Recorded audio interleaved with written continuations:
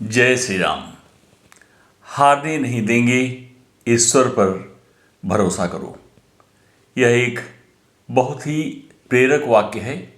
इसका मतलब है कि हमें कभी भी हार नहीं माननी चाहिए, चाहे परिस्थितियाँ कितनी भी मुश्किल की क्यों न हों।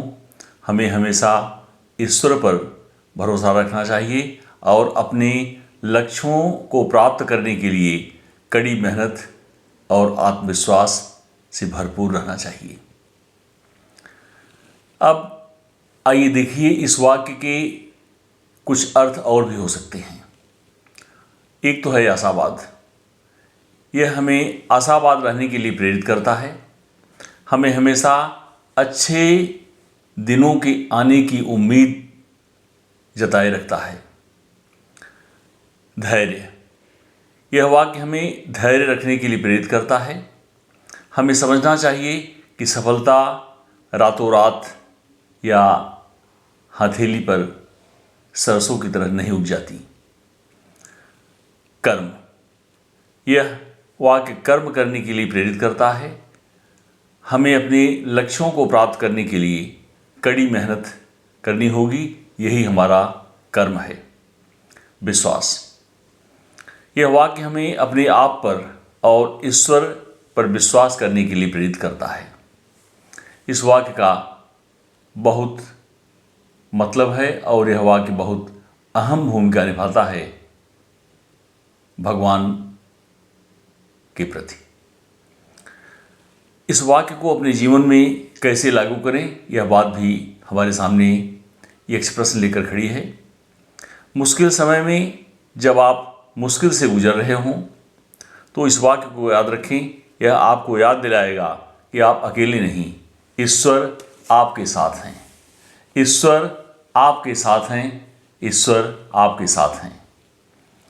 लक्ष्य निर्धारित करते समय जब आप कोई लक्ष्य निर्धारित करें तो इस वाक्य को याद रखें। यह आपको अपने लक्ष्य को प्राप्त करने के लिए प्रेरित करेगा। दूसरों को प्रेरित करते समय जब आप किसी और को प्रेरित करना चाहते हो तो इस वाक्य का उपयोग करें। यह उन्हें आशा और प्रेरणा दे सकता है। इसी के साथ कुछ और भी ऐसे संबंधित वाक्य हैं, जैसे ईश्वर का नाम लेते रहो, सब कुछ अच्छा होगा।